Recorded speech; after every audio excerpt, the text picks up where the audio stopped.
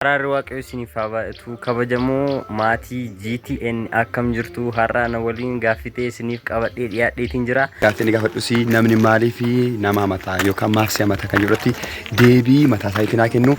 Jalqaba irratti obboleessa mukkee dhagatan kan gaafadha. Obboleessa koo namni maalii fi nama mataa si hamata?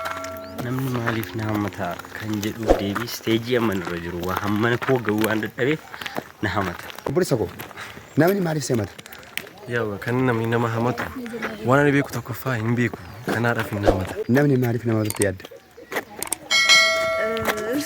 Ofiisaatii waan maqaa gaarii hin qabneef hamamichi ammas nama tokko gaaffii tokko gaafadha. Nama tokko kun dura waa jira jechuudha. Nama kana gaaffii gaafadha waan hin jiblaltu jechuudha. Daawwattoota keenya ammas obboleessa tokko argaa irra gaaffii si gaafadha. Gaaffii kana naa deebisa jechuudha. Namni maaliif nama hamata yaadda? Namni maaliif nama hamata? Inaaffaadha kan. Affaadha kan maal taate? Daawwattoota keenya deebii adda argannee jirra.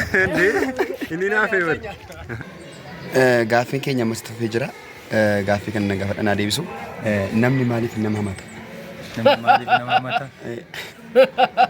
An beeku maaliif akka nama hamata? Rakkoo namichi qabaachuu danda'a.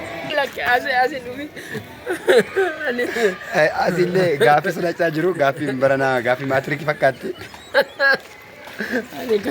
Maaliif nama hamatatanii yaaddu? Ababa namni maaliif nama hamatatanii yaaddu? Namni nama hamatu otoo ofiisa irratti cubbuun qabaate dubbatee cubbuu keessa galuudha. Otoo hin beekin. Cubbuutti dabalachuuf nama hamata. Daa'imman illee na gaafadha gaaffii kana.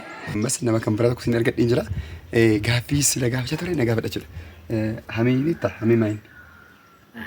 Hamiin beektu? Nama hamatti hin beektu? Nama hamatti hin beektu? beeka. Maaf akkatti hamiin? Arraba. Arrabadha? Arraba ishee kanam?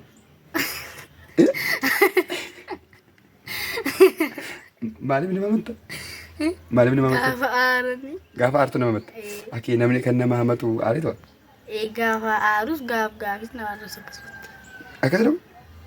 Ati kanaaf gaafa aartu nama hamata jechuudha. Daawwattoota keenya kunoo haasaan akkatti tufee jira. Ammas nama kan biraa warga isin gaafadha jechuudha. Daa'ima tokko warga gaafadheera. Galatoom ishii. Namni maaliif nama hamataadha? Gaaffiin keenya obboleessi keenya yaada kee nu qooda. Namni maaliif nama hamata? Namni maaliif nama hamataa kan jedhu akka yaada mataa kooti.